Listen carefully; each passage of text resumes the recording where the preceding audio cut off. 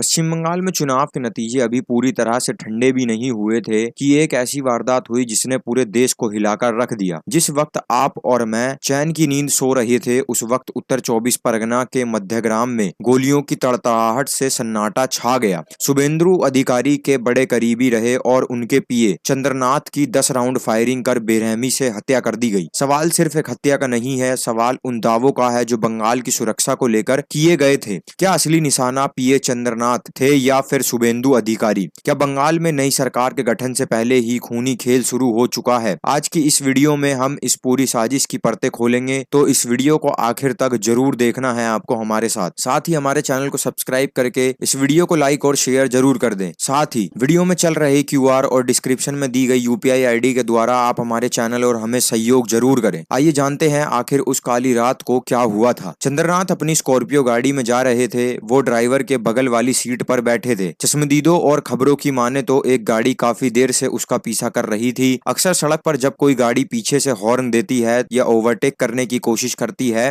तो हम रास्ता दे देते हैं। चंद्रनाथ के ड्राइवर ने भी शायद यही सोचा और गाड़ी की रफ्तार कम की ताकि बगल वाली गाड़ी निकल सके। लेकिन जैसे ही वो गाड़ी बगल में आई, अचानक कुछ बाइक सवार वहां पहुंच गए और ताबड़तोड़ फायरिंग शुरू कर दी। एक के बाद एक 10 राउंड गोलियां चली। 2 गोलियां सीधे चंद्रनाथ को लगी। उन्हें तुरंत अस्पताल ले जाया गया, लेकिन डॉक्टर ने उन्हें मृत घोषित कर दिया। ड्राइवर की हालत भी बेहद नाजुक बताई गई है। अब यहाँ सबसे गंभीर सवाल खड़ा होता है, सुरक्षा कहाँ थी? याद कीजिए गृह मंत्री अमित शाह का वो बयान जिसमें उन्होंने कहा था कि चुनाव के बाद भी केंद्रीय सुरक्षा बल सेंट्रल फोर्स बंगाल में ही रहेगी ताकि हिंसा ना हो। आज हकीकत यह है कि चप्पे चप्पे पर फोर्स तो तैनात है। पुलिस इलेक्शन कमीशन के अंदर में है, फिर भी अपराधियों के हौसले इतने बुलंद कैसे हैं कि वो सरेआम 10 राउंड गोलियां चलाकर निकल जाते हैं, वो भी किसी आम शख्स पर नहीं बल्कि शुभेंदु अधिकारी के पीए पे। इस वक्त ममता बनर्जी मुख्यमंत्री की कुर्सी पर नहीं है क्योंकि नई सरकार का गठन होना बाकी है। प्रशासन और पुलिस की पूरी जिम्मेदारी अभी सिस्टम के हाथ में है। तो फिर इस हत्याकांड का जिम्मेदार कौन होगा?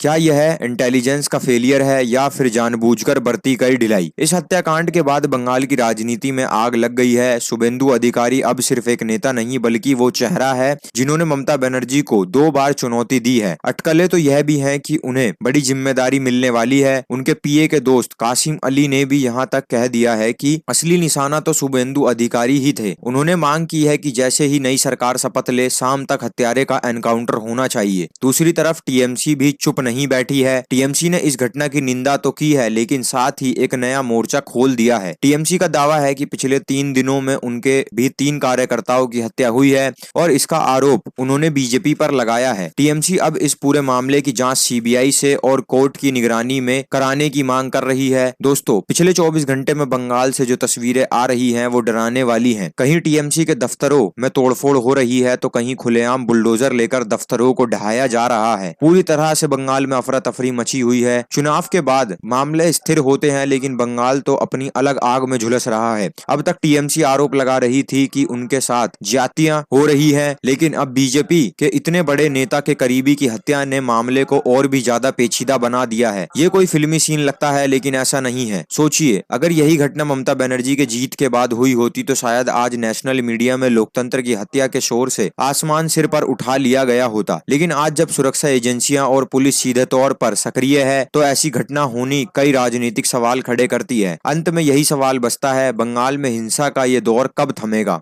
कब सरकार जगेगी दिल्ली की और कब ये सब शांत होगा? क्या चुनाव के बाद की शांति सिर्फ एक दिखावा थी? बीजेपी ने लॉ एंड ऑर्डर को सुधारने के नाम पर वोट मांगे थे और जब उनकी ताकत बढ़ रही है तब उनके ही लोग पर हमले हो रहे हैं जिनकी हत्या तक की जा रही है। अब हत्याकांड में अभी तक कितनी गिरफ्तारियां हुई है इसका कोई जवाब किसी के पास नहीं है। आपको क्या लगता है, क्या वाकई निशाना शुभेंदु अधिकारी थे? और बंगाल की इस बिगड़ती कानून व्यवस्था के लिए किसे जिम्मेदार मानते हैं? अपनी राय कमेंट बॉक्स में जरूर लिखें। अगर आपको यह रिपोर्ट सटीक और जानकारीपूर्ण लगी हो तो वीडियो को लाइक करें और ऐसी ही देश भर की तमाम अपडेट के लिए हमारे चैनल को सब्सक्राइब करें और QR और UPI के जरिए हमारे चैनल और हमें सहयोग करना बिल्कुल ना भूलें।